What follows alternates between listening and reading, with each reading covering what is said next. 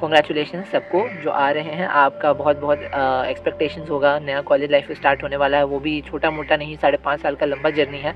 बहुत लोगों को देखोगे, बहुत कुछ सीखोगे, बहुत अलग एम्बियंस मिलेगा यहाँ पर ही, घर से अलग। CBSE यानी एच कोर्स जो है 5.5 ईयर्स का लॉन्ग UG डॉक्टरेट डिग्री है। तो कृपया फर्स्ट ईयर में अपने आप को डॉक्टर घोषित ना करें।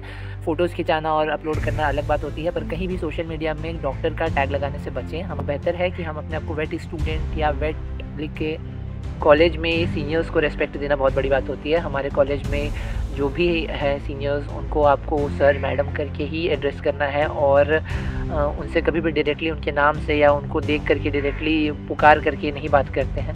फेज़ में कुछ सीखने का अपॉर्चुनिटी रहता है इसमें। एक एक दिन लगता है कि कुछ नया हो रहा है और अच्छा इंटरेक्शन होता है।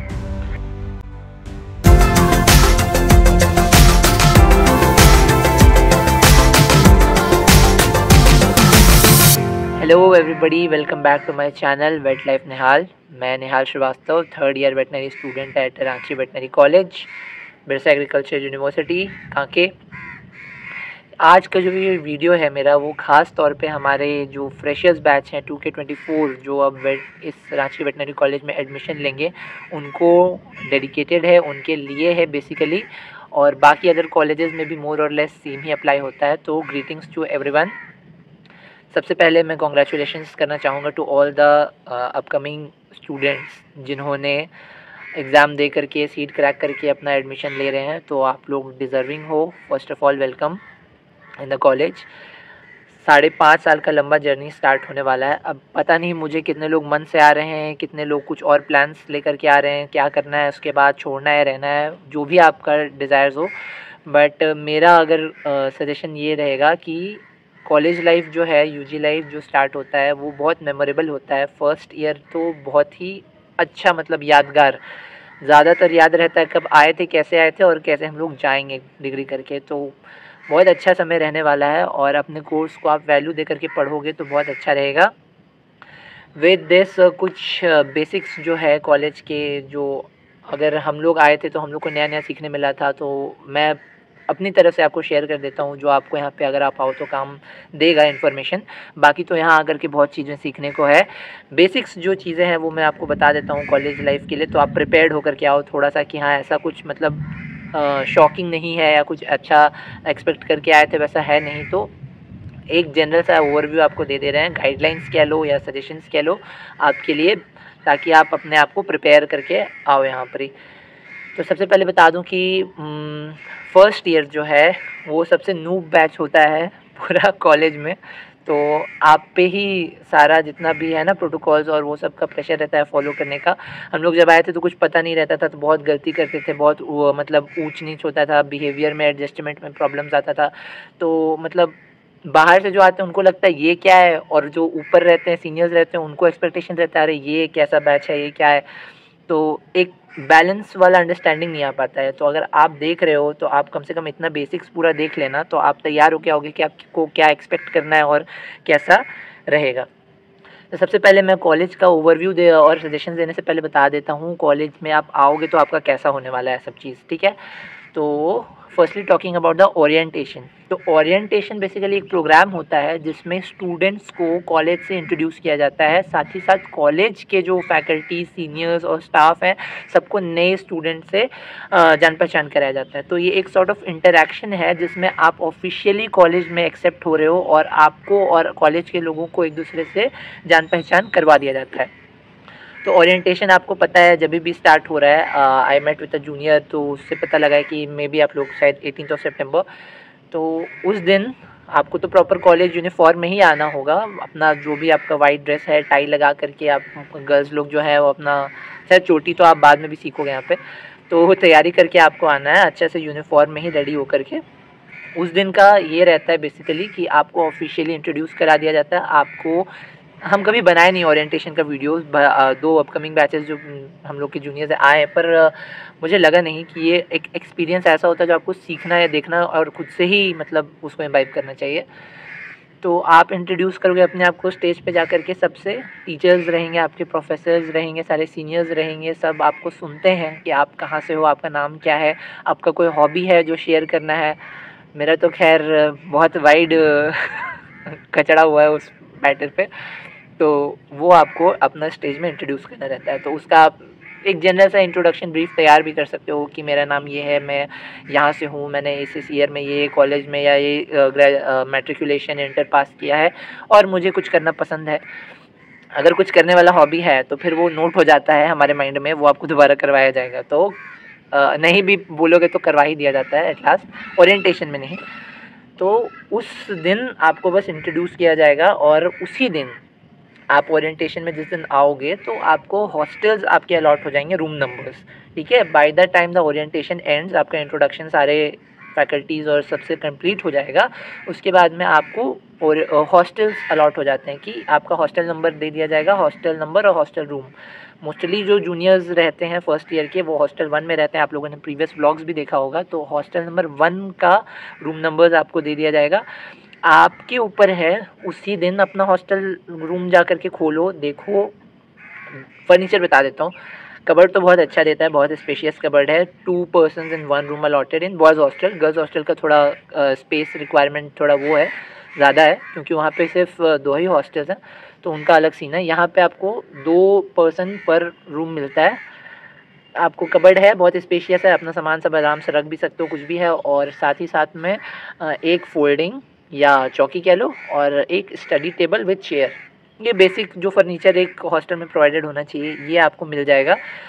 आप जाओ आराम से, मार्केटिंग करो, अपना गद्दा तकिया जो जो भी ख़रीदना है। बल्ब आपको अपना ही लगाना होगा, क्योंकि ट्यूबलाइट वाला बल्ब तो रहता है कॉरिडोर वगैरह में, पर वो जो स्मार्ट एलईडी बल्ब होता है वो चोरी ही होना है उसको, तो अपना अपना सब खरीद के लाता है। अपना नहाने वहाने का बकेट वगैरह या सामान जो भी आपको परचेस करना है कर लो।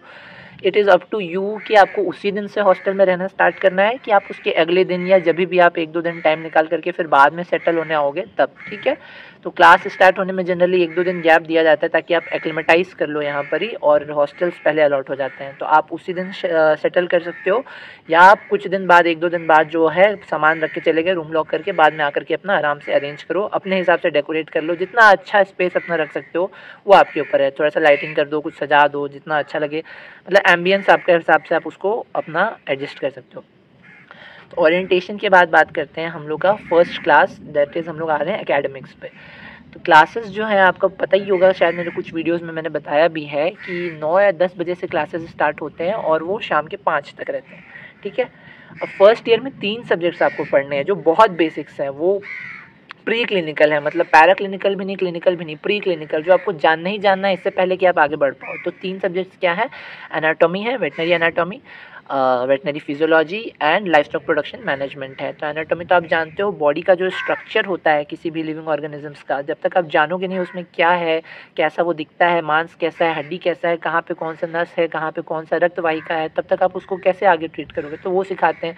फिजियोलॉजी में अंदर का प्रणाली कैसे काम करता है, शारीरिक विज्ञान, वो सिखाते हैं। लाइवस्टॉक प्रोडक्शन मैनेजमेंट जो है उसमें आप टोटल जो लाइवस्टॉक है उसको प्रोड्यूस करने से लेके, उसको हाउसिंग से लेके, फीडिंग न्यूट्रिशन से लेके, उसका वैक्सीनेशन मैनेजमेंट, ओवरऑल एक किसी को अगर पालन करना है जानवर को तो वो उस सब्जेक्ट से डील किया जाता है। अब ये तीनों सब्जेक्ट्स जो हैं 10 से आई गेस स्टार्ट होना चाहिए, 9 से या 10 से ही स्टार्ट होता है और 5 बजे तक।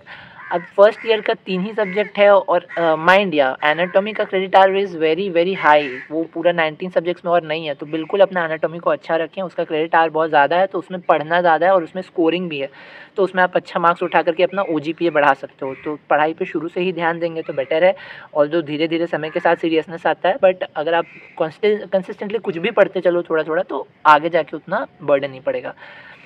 हाँ, तो कहाँ था मैं, तो आपको ये 3 सब्जेक्ट्स हैं, तो कभी कभी हो सकता है ओकेजनली जल्दी छुट्टी हो जाए, जैसे 9 से 5 है तो कभी फर्स्ट हाफ में जल्दी छुट्टी हो गया, कभी सेकंड हाफ में जल्दी छुट्टी हो गया। बीच में आपको 1 से 2 लंच ब्रेक मिल जाता है, अपना बढ़िया से खा पी लो, रेस्ट ले लो, उसके बाद फिर से क्लासेस कंटिन्यू रहते हैं।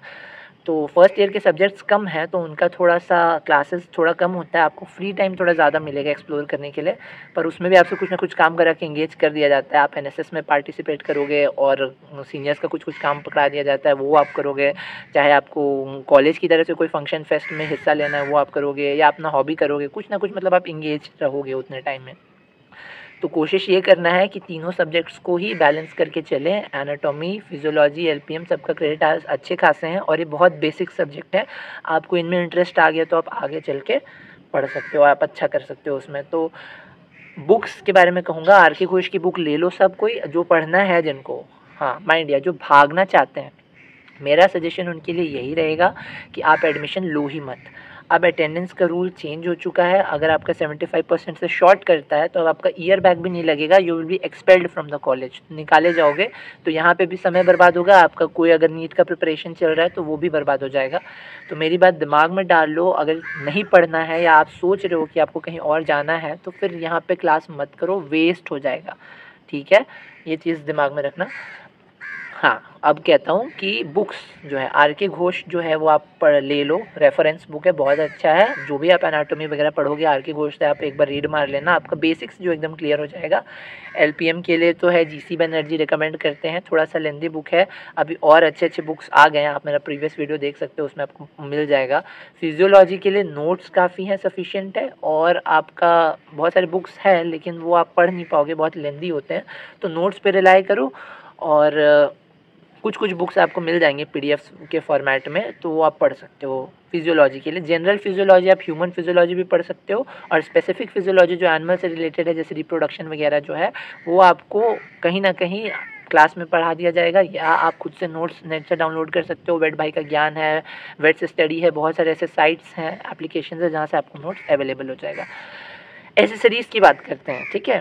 एक मतलब बहुत हाइप रहता है कि क्या क्या होना चाहिए हमारे कॉलेज बैग में फर्स्ट ईयर में। तो सबसे पहले कह दूँ, अपना यूनिफॉर्म टिप टॉप रखो। फर्स्ट ईयर का लोग को मतलब सारे, मतलब second year, third year, fourth year, internship, teachers, professors, staff सब जज करते हैं, और कोई बोलेगा नहीं आपको कुछ, पर सबके नोटिस में रहता है कि आप रह कैसे रहे हो। अपना ड्रेस को हमेशा जितना अच्छा हो सके ऑर्गेनाइज रखना है। White uniform is compulsory for going to the college in the first year. Do not कभी भी गलती से भी मतलब ऐसा कैजुअल्स पहन लिए, जूता नहीं पहने हैं, चाहे टाई भुला गए हैं, अगर आईडी कार्ड मिल गया तो आईडी कार्ड नहीं लिए हैं, या एप्रन पहनना रहता है एप्रन नहीं पहन के जा रहे हैं। अगर गलती से ओकेजनली हो गया तो चलता है, इंटेंशनली करने से अगर आप नहीं फॉलो करोगे तो वो नोटिस में आ जाता है। तो अपना यूनिफॉर्म्स को हमेशा ऑर्गेनाइज रखें, एप्रन कैरी करना है। और जो क्लिनिकल सब्जेक्ट्स नहीं है, पर आपको फर्स्ट ईयर से आदत दिला दिया जाता है कि you carry your apron with your self, specially in the first year. साथ में आपको बैग में रखना है अपना 2 या 3 कॉपी। आप एक कॉपी तो पर्टिकुलर मोटा वाला एनाटॉमी के लिए बनाओ, जिसमें सिर्फ एनाटॉमी के नोट्स रहें। मोटा बनाओगे तो उसमें पूरा यूनिट्स कवर हो जाएगा, थोड़ा थोड़ा पतला बनाओगे तो 2 कॉपी लग जाएंगे। फिजियोलॉजी और एलपीएम के लिए आप एक ही मोटा कॉपी भी रख सकते हो, या अलग अलग 2 मीडियम थिकनेस के कॉपी बना सकते हो। और प्रैक्टिकल्स तो बहुत लिखाएंगे, भर भर के लिखाएंगे। एनाटॉमी का तो मिल जाता है मैनुअल्स, बाकी आपको फिजियो का भी मिल जाएगा। एलपीएम का आपको प्रैक्टिकल्स लिखना है। प्रैक्टिकल्स में मार्क्स रहते हैं, हम लूज़ कर देते हैं, हम नहीं लिखते हैं, पर आप मेरे से गलत चीज़ मत सीखो। लिखना प्रैक्टिकल, उस पर मार्क्स उठाना, 10-10 मार्क्स का रहता है, बहुत अच्छा स्कोरिंग चीज़ है प्रैक्टिकल्स का, ठीक है। और कुछ इक्विपमेंट्स के बारे में बात करते हैं, तो आप अपने हिसाब से, जैसे नोट्स में हाईलाइट करना है तो हाईलाइटर खरीद लिए। थर्मोमीटर, एक क्लिनिकल थर्मोमीटर फिजियोलॉजी के प्रैक्टिकल्स में काम आता है, और अगर ख़रीद लोगे तो वो आपको आगे काम आने ही वाला है, वो कभी वेस्ट नहीं जाएगा। स्टेथोस्कोप जो है वो बहुत ही मिनिमल यूज़ है, क्योंकि आपको क्लिनिक्स में उतना एंट्री मिलेगा नहीं। और फिजियोलॉजी में जो आप लोग पैरामीटर्स नापते हैं, जो हम लोग हार्ट रेट नापेंगे, रेस्पिरेशन रेट्स नापेंगे, वो उतना फर्स्ट ईयर में सिग्निफिकेंटली नहीं पढ़ाया जाता, आपको वैल्यूज़ याद रखने होते हैं। बाकी आप फार्म में जाके ऑब्जर्व कर सकते हो। तो स्टेथोस्कोप लो नहीं लो, उतना फर्स्ट ईयर में ज़रूरत नहीं पड़ेगा। फिर भी अगर आप खरीद लेते हो तो वेस्ट नहीं जाएगा, लेकिन सेकेंड थर्ड ईयर के बाद वो यूज़ में आएगा स्टेथोस्कोप। बाकी पेन पेंसिल जो आपको स्टेशनरी अपने हिसाब से रखना है रखो। हाँ, ऑर्गेनाइज्ड तरीके से रहने के लिए बेटर है कि आप अपना जो है जितना भी एसेंशियल रिक्वायरमेंट्स है, जो कि बार बार मार्केट से जाकर के ना लाना पड़े, वो आप एक एक बार ख़रीद के रखने वाले सामान सब रख लीजिए। कपड़े उपड़े अपने थोड़े अच्छे से रख लीजिए। फॉर्मल्स कपड़े रखना थोड़ा ज़रूरी है यहाँ पर ही। कुछ भी सीनियर्स बुलाते हैं या कुछ गैदरिंग होता है तो फर्स्ट ईयर से एक्सपेक्टेड होता है कि वो फॉर्मल्स में जाए। ब्लैक पैंट हो गया, वाइट शर्ट हो गया, या कोई plain formal shirt and black pant with shoes हो गया। तो ऐसे आप गर्ल्स में हो गया कुर्ती हो गया, प्लेन कुर्ती टाइप का वैसा रख लो, जिससे आपको कोई मतलब बोले ना कि आप प्रॉपर्ली ड्रेस होकर के नहीं जा रहे हो। इतना ही है एकेडमिक्स में। सब्जेक्ट्स 3 हैं आपके, तीनों सब्जेक्ट्स की अलग अलग कॉपी बना लो। एनाटॉमी का तो स्पेसिफिकली थिक बनाना, बाकी का 2 मीडियम थिकनेस का भी बनाओगे तो चल जाएगा। साथ ही साथ में प्रैक्टिकल्स पहले से खरीद लो, बल्क में खरीद लो तो अच्छा ही रहेगा, और नहीं तो आप ग्रेजुअली जैसे कॉपीज़ बढ़ता है प्रैक्टिकल लेते जाना, अच्छा रहेगा उसमें। और नोट्स वाइज बनाना है क्लास का नोट्स, खास करके एनाटॉमी सब्जेक्ट का नोट्स बनाना है। वो आगे का हम लोग पीजी एग्ज़ाम देंगे उसमें भी काम आएगा, वेटनरी साइंस एग्ज़ाम में, तो ये सब का नोट्स बना लेना ही बेटर है। वो बट लेज़ी लोग लेज़ी ही रहेंगे, मांग मांग के काम चलाते हैं हम लोग। तो एकेडमिक्स हो गया, ओरिएंटेशन के बारे में मैंने आपको बता दिया, आपको क्या एक्सपेक्ट करना है ओरिएंटेशन में से। अब आते हैं हॉस्टल के बारे में भी मैंने बता ही दिया आपको, ओरिएंटेशन के बाद ही आपको हॉस्टल मिल जाएगा। हॉस्टल में आप अपना रूम देख लो, अपना सामान वामान अरेंज कर दो, रह लो, शिफ्ट कर जाओ।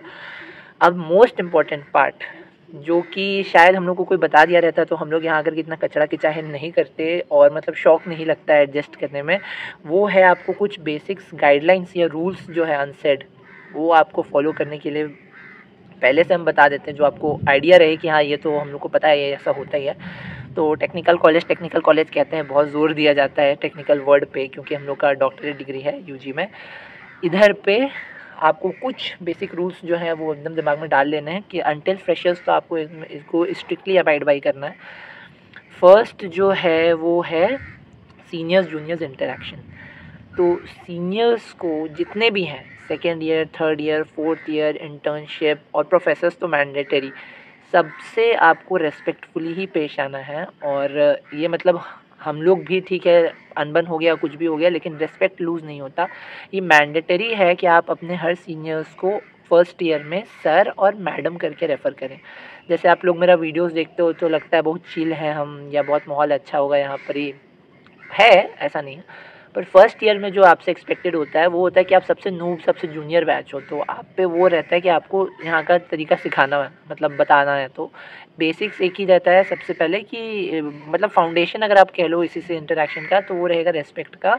और उसका प्राइमरी ये है कि जितने भी बॉयज़ आपको सीनियर्स मिले अपने से, तो भैया तो मेरे को कह लेते हो, यहाँ पे कह लोगे, अभी आप व्यूअर हो तो आप कुछ भी बुला सकते हो। कॉलेज में तो आओगे तो भैया नहीं बोलना, किसी को भी ऑफेंड हो जाएगा सर, ठीक है। वो आपको सर से रेफ़र करना, और जो भी फीमेल आपको सीनियर्स दिखें उनको दीदी दीदी तो बोलना ही मत, मैडम बोल देना सबसे बढ़िया, ठीक है। ये पहले से जान करके रखो, तो आपको यहाँ पे आकर के कोई कलेश नहीं होगा कि क्या क्या बोल रहे हैं, भैया दीदी बोल रहे थे तो क्या गलत है। ऐसा होता है, हम लोग भी सोचते हैं, लेकिन पता नहीं रहता है ना। अब आपको पता चल गया है, फिर आप उसके बाद इंटेंशनली करोगे तो वो अलग बात है। तो जो सीनियर सर, मतलब सर्स दिखें उनको सर से एड्रेस करना, जो फीमेल सीनियर्स मैडम दिखें उनको मैम से या मैडम से एड्रेस कर देना। अब पता कैसे चलेगा कौन सीनियर है, तो आप तो सबसे जूनियर हो विथ यूनिफॉर्म, बाकी सारे तो आपके आसपास जो भी होंगे वो तो आपसे सीनियर ही होंगे। हॉस्टल में तो स्पेसिफिकली जो मैडम्स हैं आपको दिख जाएंगी, वो सब कुछ ना कुछ बैग है, कुछ ना कुछ सामान है, तो वो आपको दिख जाएगा। बॉयज़ हॉस्टल में भी आप जानते हो क्लीनिंग स्टाफ का डिफरेंशिएट कर सकते हो आप, कौन स्टाफ है कौन स्टूडेंट है।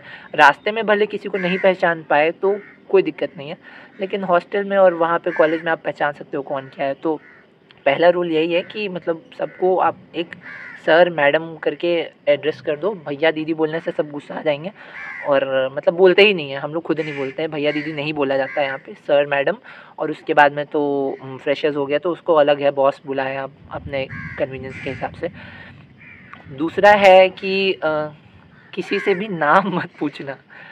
कोई भी आपको दिखता है, जैसे हम ही दिख रहे, मेरे को पहचान रहे हो, तो नाम मत लेना मेरा कभी किसी को, मतलब अपने में तो बात करो, किसी को भी नाम लेकर के रेफ़र कर दो, कोई बात नहीं है। सामने में किसी का नाम से नहीं रेफ़र करते हैं, और मतलब फ्रैंक नहीं होते ज़्यादा कि पहले ही दिन आ गए हैं और क्या हाल, कैसे हैं, सब बढ़िया, ये वो। मतलब ठीक है, मेरे से देख रहे हो, मेरे को जानते हो, मेरे पास आ जाओगे, बात कर लोगे, हम तो बात कर ही लेंगे। सबसे नहीं होता है, तुम डांट भी खा सकते हो किसी से अगर ऐसा अटेम्प्ट भी किए कि मतलब एकदम कैजुअली फ्रैंकली चले गए बात करने के लिए और कुछ भी बात किए जा रहे हैं, तो वो नहीं होता, ठीक है। पहला ईयर में जब तक फ्रेशर्स नहीं हो जाता है तो आपको थोड़ा एक्सपेक्टेड रहता है कि आप डिग्निटी सीखो, रेस्पेक्ट सीखो, तो कोई आपको एंटरटेन ही नहीं करेगा अगर आप बहुत कैजुअल या बहुत फ्रैंक हो जा रहे हो, क्योंकि आप दोस्त हो नहीं किसी के यहाँ पे, आप सबसे जूनियर हो, तो आपसे सब वो एक्सपेक्ट करेगा कि आप जूनियर के अकॉर्डिंग एक्ट करो या मतलब डिसेंटली बिहेव करो। अपना बैच से तो आप बनाओ, अपना बैच का यूनिटी होना चाहिए भाई, सॉलिड। अपना ग्रुप आपका अगर नहीं बना है या बनने वाला है या बन गया है तो खुद से बातचीत करो, आपस में इंटरेक्शन करो, बहुत अच्छा रखो। अपना बैच स्ट्रॉन्ग रहना चाहिए, सबका कम्युनिकेशन अच्छा रहना चाहिए, और हम लोग से भी स्ट्रॉन्ग रखा करो, मतलब अच्छे तरीके से बात करना है, फ्रैंकली नहीं, फॉर्मली एड्रेस करके बात करिए। आपको जो भी पूछना जानना है पूछिए। थोड़ा बहुत ऐसा हो सकता है किसी किसी सीनियर्स का एटीट्यूड है, किसी का स्वभाव अलग है, कोई किसी अलग तरीके से एक्सपेक्ट करता है, कोई आपसे कुछ करने बोल दिया या कोई आपको कुछ ऐसा बोल रहा है जो आपको नहीं पसंद आ रहा है, फिर भी आप पंगा ना लो तो बेटर है, शांति से सुन लेने का। बहुत ईगो झाड़े हैं यहाँ पे हम भी नहीं एडजस्ट नहीं होता था। शुरू शुरू में लगता था कि ये क्या हो रहा है, क्या सीख रहे हैं, पढ़ने आए थे, ये करना पड़ रहा है, वो करना पड़ रहा है। बट अब लगता है कि ये बहुत ज़रूरी है, ये सीखना ही पड़ता है। हम लोग भी आगे जाएंगे तो आगे से यही एक्सपेक्टेड होता है कि ये बेसिक रेस्पेक्ट वाला जो वो है कैरी हो। तो कुछ नहीं है वैसा, कुछ ही नहीं है, मज़ा ही आता है। अब तो सब अच्छा ही लगता है, कुछ बुरा नहीं है। सब मतलब जो सीनियर्स से बॉन्डिंग जैसा भी हो, अच्छा हो ख़राब हो, लेकिन रेस्पेक्ट का जो फाउंडेशन है वो बना रहता है तो बहुत अच्छा रहता है। बाद में फ्रेशर्स के बाद तो आपको पार्टी शार्टी सब इंटरेक्शन सब कुछ अच्छा हो जाएगा। जूनियर्स के तौर पे फ्रेशर्स अब जब तक नहीं मिला है तब तक आपको थोड़ा रेस्पेक्ट वाला फाउंडेशन रहेगा। ये हो गया। दूसरा मैंने पहले ही बता दिया था यूनिफॉर्म का। आपको अपना यूनिफॉर्म जो है, यूनिफॉर्म को बहुत अच्छे से मेंटेन रखना है। अगर बॉयज़ हैं गर्ल्स हैं जिनका थोड़ा कपड़ा धोने में आपको हालत ख़राब होता है तो 2 सेट रख लो कपड़ा, ठीक है। पैंट नहीं तो शर्ट ही कम से कम 2 रख लो। और एप्रन तो 2 खरीद ही लो क्योंकि आगे भी काम आने वाला है। कपड़ा जितना अच्छे से कैरी कर सकते हो अपने आप को, जितना प्रोफेशनल लगो उतना अच्छा लगता है। तो वाइट ड्रेस है, गंदा भी बहुत होता है और अभी के मौसम में तो धोना उसको और टफ हो जाता है। तो आपको कम से कम 6 या 8 महीने जब तक आपको फ्रेशर्स नहीं मिल रहा है, आपको ये कपड़ा तो पहनना ही है। तो अपना कपड़ा को कोशिश करना है कि सबसे ज़्यादा हम साफ़ और आयरन रखें जितना हो सके। हम ही लोग नहीं, मतलब सीनियर्स तो है ही, प्रोफेसर्स टीचर्स भी आपके जो रहेंगे वो भी आपको डांट देंगे या देखते हैं तो उनको अच्छा नहीं लगता है कि आप इतना गंदा कपड़ा पहन के आए हो या आप कपड़ा बदल के आए हो, दूसरा कुछ पहन लियो। तो कपड़ा अपना हमेशा अच्छे से रखो। टाई वाई हमेशा मार के जाना चाहिए कॉलेज में, प्रोफेशनल लुक आता है, अच्छा भी लगता है। और फर्स्ट ईयर के बाद तो फिर मिस करते हैं ये सब दिन को, क्या तैयार होते थे हम लोग, कैसे जाते थे, बढ़िया ही लगता है। तो कपड़ा अपना अच्छे से रखना है। हाँ, एक क्वेश्चन था मेरे कमेंट सेक्शन में, खर्चा कितना होगा, ठीक है। एक्सपेंसेस मतलब आप यहाँ पे कितना एक्सपेक्ट कर सकते हो कि कितना मतलब मंथली जाएगा बजट, या घर से आपको कितने पैसे लेने हैं। तो देखो ये इंडिविजुअल टू इंडिविजुअल वैरी करता है, आप कितना खर्च करोगे। बेसिक्स जो एकदम मतलब लगेगा ही लगेगा, वो मैं कहता हूँ 4 से 5 हज़ार तो मंथली आपका खुद लगेगा।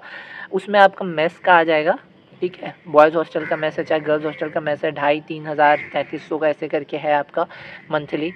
और थोड़ा सा खाने का वहाँ पे उतना भी अच्छा तो नहीं आपको टॉप क्लास क्वालिटी दे रहा है। 3-3.5 हज़ार में घटिया सा चावल दाल वही नॉर्मल सब्जी मिलेगा जो आप सर्वाइव कर सकते हैं खाने, मतलब ज़िंदा रहने लायक खाना है। तो उसमें जाएगा 3-3.5 हज़ार। फिर आपका स्टेशनरी जो खरीदोगे, कुछ भी अगर कॉपी है, पेन है या कुछ छोटा मोटा आर्टिकल आपको डेली पड़ेगा, उसमें जाएगा कुछ पैसा। कुछ आप एक्स्ट्रा अपना खाओगे कहीं पे अगर जा रहे हो, कुछ सामान खरीदे तो कुछ खाने बैठ गए, कुछ भी खा लिए छोटा मोटा। महीना भर में ऐसे 100-150-500 तक खर्चे चले जाते हैं। फल खरीद लिए कुछ, अगर बाहर से कभी मार्केट वार्केट गए तो। जो लोकल्स हैं उनको उतना इशू नहीं है, आप लोग तो घर भाग जाओगे तो आप घर से आना जाना कर सकते हो। डेली पॉसिबल फिर भी नहीं है, हॉस्टल ले लेना चाहिए। लेकिन ये है कि 5 हज़ार आप मिनिमम एस्टिमेट रखो कि इतना में मेरा हो जाना चाहिए, बेसिक नीड्स पूरा हो जाएगा। उसके बाद आपका एक्स्ट्रावेगेंट या लग्जूरियस जो आता है ना, नेसेसिटीज़ 5 हज़ार में हो जाएगा। उसके बाद आप खुद पे जितना खर्चा करो, जैसे कहीं फ्रेंड्स के साथ अगर कहीं घूमने गए हैं तो वहाँ कुछ खर्चा हो गया, कहीं मूवी चले गए, कहीं कुछ खाने चले गए ग्रुप में तो वहाँ खर्चा हो गया। वो ओकेजनल है, वो 1-2 हज़ार एक्स्ट्रा हाथ में लेकर के चलो। 5 हज़ार मिनिमम, मतलब किसी का 4-4.5 में भी हो जाएगा, लेकिन अगर आप खर्चीले हो तो 5 मिनिमम। और 6-7 आप अपना हिसाब से मंथली वैरी कर सकता है कि आप कितना कहाँ खर्च कर रहे हो। उसके बाद तो अगर सब सामान वामान आ गया हॉस्टल में और अच्छे से सेटल हो गए हो तो उसमें बाहर का चीज़ में ज़्यादा खर्चा नहीं होता। खाने में और घूमने में ही 2 चीज़ में लगता है। खाने का तो बता दिया 4-5 हज़ार में हो जाएगा आपका, आर्टिकल्स सामान वामान लेकर के। और घूमने में जो आप एक्स्ट्रा 1,500 जो भी खर्च हो वो आप। एक और बहुत इम्पॉर्टेंट बात जो है कि अगर आप सोच रहे हैं कि आपको हॉस्टल में रहना है और आप अटेंडेंस के लिए परेशान हैं कि मुझे तैयारी करनी है मेडिकल की, नीट एग्ज़ाम्स में अपीयर होना है और साथ ही साथ मेरे को यहाँ भी देखना है, तो मेरे ख्याल से फिर से एक बेटर सजेशन हम देते हैं कि आप मत वैसा करो। अटेंडेंस भी जाएगा 75%, अब वो हो गया है, कंपलसरी है। पहले होता था कि बैक लगता था, अगर किसी का अटेंडेंस शॉर्ट है तो उनको 1 साल पीछे कर दिया गया, मतलब आप फिर से फर्स्ट ईयर पढ़ो। तो उसके चलते बहुत लोग बच गए हैं अभी भी। अब जो है सिस्टम थोड़ा चेंज है तो आपको हटा ही दिया जाएगा। तो अगर आप 75 से शॉर्ट कर रहे हैं तो बाहर हो गए आप, तो आपका ये साल तो गया, कॉलेज तो चला ही गया। नीट एग्ज़ाम का प्रिपरेशन भी आधा अधूरा रहेगा, आप यहाँ आधा मैनेज करो आधा वहाँ मैनेज करो, तो वहाँ भी अब होने के चांसेस कम है। तो एक क्लियर डिसीजन अपने माइंड में सेट कर लेना कि मेरे को करना क्या है। दूसरी बात है कि अगर आप जब हॉस्टल में रहोगे तो आपको कुछ ना कुछ में इंगेज होना ही पड़ेगा। कभी कोई सीनियर बुला लिए हैं, कभी कोई क्लासेस है, सुबह से 9 से 5 आप क्लास जा रहे हो, फिर शाम में आपको कुछ काम के लिए बुला लिया गया, या कहीं पे आपका कुछ फंक्शंस वगैरह हो गया, उसमें आपको टाइम देना पड़ गया, एनएसएस में आप पार्ट ले रहे हो, वहाँ पे आपको बुला लिया गया। तो मतलब कुल मिलाकर के इतना आप इंगेज हो जाओगे ना, तो वहाँ पे आपका पढ़ाई भी हैम्पर होगा, यहाँ वाला भी जाएगा। अगर आप कुछ तैयारी करना चाह रहे हो तो वो तो जाएगा ही जाएगा। तो बेटर है कि अगर किसी के भी दिमाग में कि हम मैनेज कर लेंगे, तो अब मैनेज करना इज़ वेरी टफ़। तो आप एक क्लियर माइंडसेट लेकर के आओ कि आपको करना क्या है। अगर आपको अभी भी जाना है कहीं, तो बेटर है आप यहाँ आके एडमिशन ना लो, ताकि आपका टाइम बच जाए, आप घर में बैठ कर के पढ़ाई करो अच्छे से, नेक्स्ट ईयर अपीयर हो जाना। अटेंडेंस यहाँ भी रह के शॉर्ट हो जाएगा, प्लस यहाँ का इन्वायरमेंट में हो सकता है आपका माइंड डिस्टर्ब हो या डिस्ट्रैक्ट हो, तो और भी आपका प्रिपरेशन ख़राब हो जाएगा, तो एनीवेज आप लूज़ कर जाओगे। तो बेटर है मेरे सजेशन में कि अगर आप तैयारी करना है तो मत एडमिशन लेना इस बारी, 1 साल और करके आप देख लो। अगर फिर भी हो जाए तो कॉन्ग्रेचुलेशन, ना हो तो फिर दूसरा बार एडमिशन के बारे में सोच सकते हो। इसी के साथ हम वीडियो को एंड करना चाहेंगे। मेरे को देख करके वो पहले भी बोल रही हैं, फ्रैंक नहीं होना सबसे, सीनियर्स को सीनियर्स के जैसे ही आपको ट्रीट करना है, रेस्पेक्ट देना। जो आपसे फ्रैंक हो उसकी बात है, आप किसी से फ्रैंक होने के लिए मत चले जाना। बेसिक्स एटिकेट्स मत भूलना, सबको ग्रीटिंग्स करना, good morning good evening wish करना, सर मैडम से रेफ़र करना, अपना यूनिफॉर्म अच्छा रखना, और बाकी चीज़ें तो आप यहाँ आओगे तो आपको सिखा देंगे। आपके जो इमीडिएट सीनियर्स होंगे वो आपको बहुत चीज़ फिर बताएंगे भी, और बहुत मज़ा भी आएगा। बहुत इरिटेटिंग भी लगता है कि मतलब ये कितना टाइम पास वाला काम है, बट अच्छा लगेगा, ओवरऑल मज़ा आएगा। एक्सपेक्ट करते हैं कि जो आप मन में सोच करके आ रहे हो वैसा आपको फ़ील हो, या आप एंजॉय करो पढ़ाई को। और अगर आप जाने की भी सोच रहे हो तो आप अपना डिसीजन क्लियर कर लो यहाँ आके कि रहना है या जाना है, जो भी है। Since you all are coming to us मतलब as a juniors, तो welcome to everybody and enjoy the college life to the fullest. Maybe हम बहुत ज़्यादा ना दिखें या उतना ज़्यादा सबसे इंटरेक्शन मेरा ना हो, but I wish you all the best and welcome everyone with a warm heart. So take care everybody and hopefully see you at the orientations. तब प्रोबेबली मेरा 3rd इंटरनल्स चल रहा होगा 3rd ईयर का, so I might be there और might not be there, but yeah welcome to everybody. So see you, take care, bye bye.